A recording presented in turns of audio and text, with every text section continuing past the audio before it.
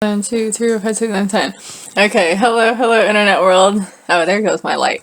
It just turned off on me for some reason. Alright, so I'm back again with more of this depraved bullshit. You know what's funny though? I just got off the phone with my dad and I mentioned this story to him. I didn't go into any gory details, obviously, but I just gave him quick overview of the story. I was like, yeah, I found this weird old story and it's about this bunch of hysterics that live on this farm, blah blah blah. And this fucking guy that runs the place is always slapping him around and yelling at him. And he's like, that sounds kind of like Thomas Hobbes, Leviathan and State of Nature.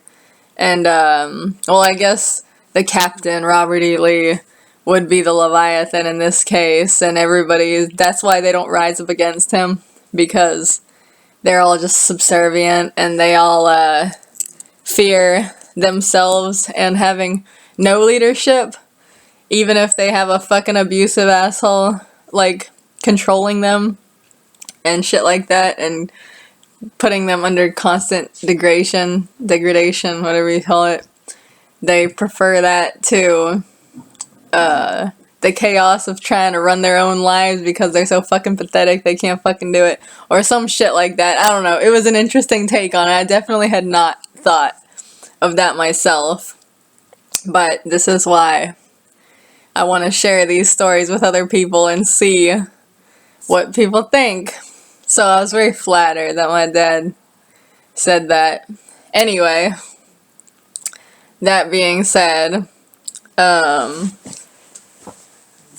where was I? Alright. This is still chapter 4, which I think was called Out. Which I think that means somebody's gonna try and run away from this place or something. So we'll see. We'll see what goes on. Alright. Maury, don't!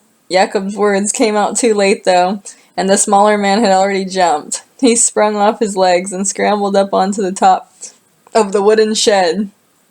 Up and over, faster and more skittish than a raccoon. The trash can, which he had been standing on to start, went crashing to the ground with a deafening bang. The lid flew off and rolled away, all the noise obstructing the small pitter-patter of feet that Maury made when he jumped down off the other side of the shed. Playfully, the little blonde stuck out his tongue and plopped his hands onto his hips. Told you, I could do it.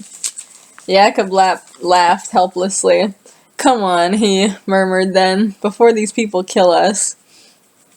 You idiot, Goldie shook his head at them. At that moment, the lights went on in the house. Jakob, by instinct, froze and looked up towards the closest window. But Goldie's told him different, and he took off running. Cold sweat broke out over Jakob's body, and he felt his stomach plummet. What in the world? A muffled woman's voice from inside. The window slid right open and butter-colored frilled curtains pulled aside. A plump old white-haired lady stuck her head out. What are you children?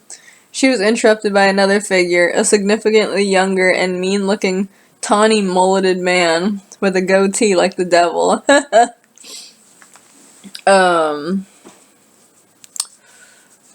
me fix my bandana.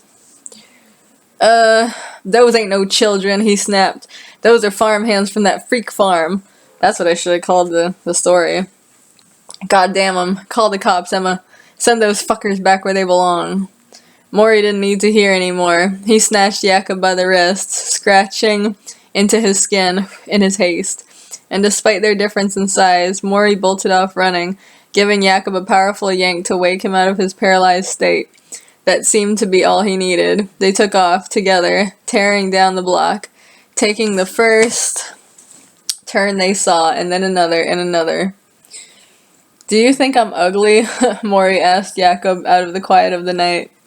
What? Jakob was chewing on a hangnail, but lowered his hand to answer, a bit taken off track by that question. Out here in town, crickets did not take up the silence between the murmurs. Off somewhere in the distance, now and then, might be a police siren. Otherwise, nothing. Am I? They had caught their breath and were resting on the stoop of an apartment complex. Jakob looked up at the telephone wires, then back to Maury, but his hesitation didn't help him escape from his companion's unreleasing stare. No, you're not ugly. Really? Maury sighed. I think I am. Well, definitely not as good as you or Goldie. Jakob blushed fiercely and turned his head away. Man, come on, cut it out. Sorry, Maury apologized quickly, putting up one hand in defense. Sorry. There was quiet between them. Just didn't know what to talk about, Maury mumbled, then defeated. Jakob didn't answer him. The oppressive quiet dragged on. Feeling alone, Maury stood up quietly from the stoop and went a few steps forwards, just to the curb, to a van that was parked there. He looked in the window at himself, the darkness inside the van and the streetlight glowing above, giving him a good mirror. He was anything but pretty, he said to himself, too skinny a body with a child's face. Isn't that what's considered beautiful in today's society? Too big of eyes and too big nose, not much chin, and eyebrows as pale blonde as the cobweb-like hair which fell to around his jaw. He said to himself. He did not like it. It was all too awkward. I don't know, I think half that stuff is like things that society deems as positive, and the other half are things that society does not like, but this is his twisted world, so I don't fucking know. Well, a smooth voice greeted from the corner of the block. Look at what the dogs left in the scrap heap. He laughed a bit. So what's funny is, like, I always say a bit and a little, like, way too much. That's why now when I'm writing, I try to never use those words. I'm just like, no, don't say it. Just fucking commit. Doesn't have to be a slight, oh my god, slightly. I use that word way too much. I try not to do it anymore. Maybe just a couple times, but just try not to do it anymore. You're gonna hear a lot of that shit. And the other thing I think is funny is that, like, the whole thing of, like, just sounds are so loud in here. Like, every time somebody breathes or pants, or, like, when the trash can got knocked over, it's like, it's deafening. Everything is deafening all the time. Like, it's like, I feel like it's like Fall of the House of Usher, where it's like his senses are just like out of control and he can hear like every little fucking thing, you know? Anyways. Where was I? Blah, blah, blah, blah. Maury jumped and Jakob looked up. Creeping towards them, there was Goldie, before their eyes and clear to see. Jakob sighed and brought himself to his feet. What do you want, you son of a bitch? He muttered, but sounded more defeated than angry. Oh, I guess it was like, what do you want, you son of a bitch? He crossed his arms. Well, we gotta finish our walk, Goldie said, smiling. He half-circled the front of Jakob before shooting a sharp look at Maury. You too, Snow White, unless I'm interrupting your beauty routine, he sneered sarcastically. Blushing in shame across his pale white face, Maury looked at the ground and took a step in reverse. Don't you pick on him, Jakob shot back at him. What? Goldie put his hands on his hips, arching his back a little, challenging. You getting touchy-feely with Maury now? Don't let Gessie know that. Hey, Maury is significantly less annoying than Gessie. I mean, look man, whatever Gessie is going through, I'm sure it's heavy. But seriously, Gessie annoys the shit out of me. Like, I just can't with him. A small huff of breath was all that Jakob could manage. Glaring, shaking his head. God, Goldie, sometimes I wish. He turned and began to head back down the block, his hair raising as the cold hit him again. And some of the dialogue is so, like, theater-like. But then again, you know, when all my inspiration is like from watching Twilight Zone and shit like that, of course it's gonna sound like a fucking play. His hair raising as the cold hit him again. I can't even imagine like anything being cold right now because it's hot summer. When when winter comes, you know, around end of November or something, it'll be a different story. Then I'll be like, oh my god, will I ever feel warm again? You know? Wish what? Oh, here we go, here we go. Here's that shit I was talking about. Okay, let me go back a little bit so it can, like, flow in. Okay, a small huff of breath was all that Jacob could manage, glaring, shaking his head. God, Goldie, sometimes I wish.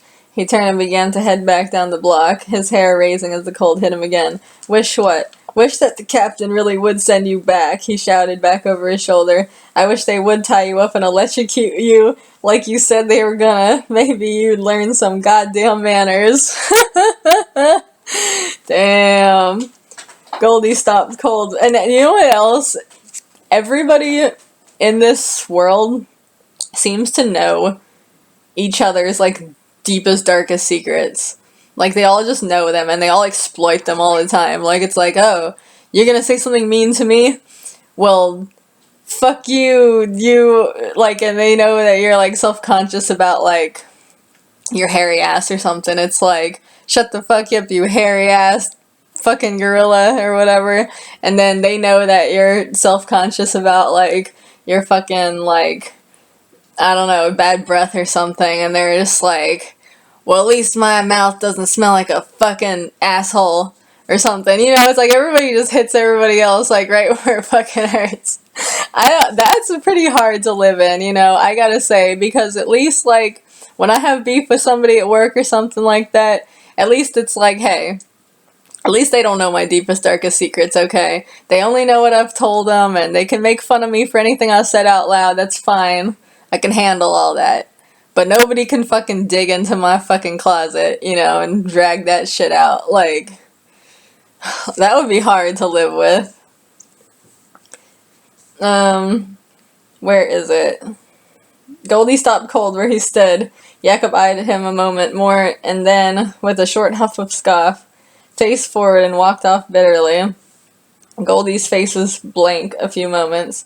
He wrung his fingers entwined with each other in front of his chest and suddenly felt small, tiny, in danger of fading altogether. He laughed nervously. Jacob, but it was a little more than a whisper. And they whisper a lot too. It's like every time I read this, there's like a way they're supposed to say it and I never do it. It's like, you know, he drew in a breath slowly as if his lungs hurt and then called after him. Jacob, come back. I was only playing. Aren't we friends? The three of them wandered down along the sidewalk, with the streetlights outshining the moon, putting them under yellow glow. They glanced into strangers' windows, shuffling their feet along. Maury and Jacob keeping their hands in their armpits. It was eerily silent out on the streets, but from one block, suddenly, faintly, as they crept towards the corner, there was the hum of conversation and music. Goldie peeked around the brick corner of the building and down the new road. Cars were parked here and there along the sides of the curbs, and he could see the flickering neon signs of the bars, the voices, and the low music. Goldie gave a sly little smile and moved ahead rapidly towards the lure of people and excitement. Although, to Jacob and Maury's eyes, the lights only scratched grittily at their senses, and the whole street seemed dull, full of strangers, all uninterested in them. Let's go home, Maury mumbled drearily. It was fun. It's cold as the hell out here. Let's go back to the farm. Before Goldie could answer, another sight caught his eye. He walked quicker still, and Maury's words fell completely out of his ears. There, in front of the nearest bar, a man was crouched on the sidewalk, beneath a parking meter. He leaned against it lightly, peering at the ground, bored. At least he appeared so to Goldie, bubbling with excitement, and with the other men behind him. Goldie fought to keep his composure calm. This man was not homeless. Goldie didn't think so. Could he be? He didn't look like it. He was far too clean. He looked fairly suave, really, with a black jacket hugging his torso, and a bushy mop of bleached hair. Well, hey there, Goldie teased soothingly, taunting. I think it said smoothly, not soothingly, but whatever. He crept right up to the seated man and stood only an inch or two from his knee. Hey, sassy, you hear me or are you deaf? He's just being a whore and aggressive at the same time. Goldie. He's such trouble. Blah, blah, blah, blah. The man looked up at him with dark circles under his eyes, half irritated and half exhausted. Well, yeah, how would you like it if somebody walked up to you and is like, hey, what's up, you deaf? You know, what kind of shit is that? The man looked up at him with, dark circles under his eyes, blah, blah, blah. And Goldie was taken back to see that the stranger was an aged man with gaunt cheeks and heavy lines in his face, rough skin, and the gray-shadowed muzzle of a hound. What do you want? The older man mumbled out coarsely. He glanced over Goldie briefly, up and down. There was a scar on his throat. Wow. Goldie noticed. When he put his head back just the slightest bit. Get out of here, punk. Who says punk anymore? Leave me the hell alone. Nobody says punk anymore unless they're referring to retro music or their own past, which is probably retro in and of itself. Rest in peace, punk. Or not peace? I don't know. Rest in power.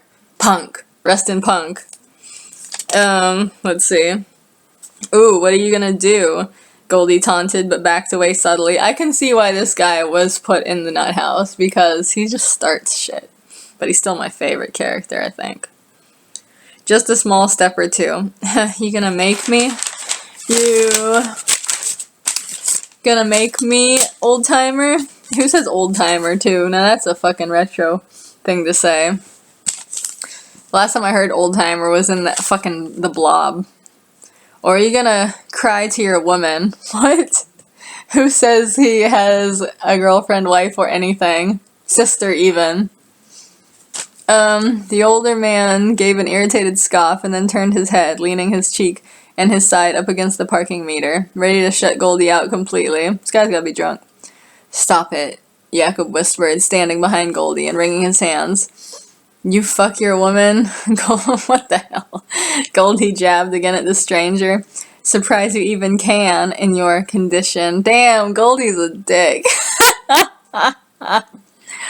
Suddenly the man turned his head and his glassy eyes were on Goldie, glaring hot. Did I just say Mooly a couple times? I meant Maury. Okay. Maury, besides Jacob, laughed nervously. You laughing at me, boy? The stranger growled. How dare you, you brat. I'll beat some sense into you. I don't think people would say that. They would just do it. But okay. In a heartbeat, he scrambled up on his feet. And, let me move this a little bit. Yeah, that's good. Okay, in a heartbeat, he scrambled up on his feet and snatched at Goldie's jacket. Maury's stomach leapt into his mouth. He wasted no time in turning and bolting down the street, dying for safety, numb all over with fear. And Jacob was right with him, and Goldie only a split of an inch behind. The stranger snarled in frustration, but he couldn't follow. Goldie could hear the rattling of metal from the handcuffs that bound his wrist to the meter pole. What the fuck? And, peeking back over his shoulder to check, Goldie hollered out loud with laughter. You brat, you coward, the older man spat furiously down the block. Picking fights with someone who's chained up. I'd like to see you and I'm not. I'd like to see you. Interesting. Oh, and it's almost 20 minutes, so that's perfect. Alright, next chapter is all about Tanner. Tanner, I'm pretty sure, is a version of a character that I use now, whose name is Mr. Green. But I'm pretty sure it's basically the same guy. So, this is Mr. Green when he was young, I think. We'll see. We'll see what he's all about.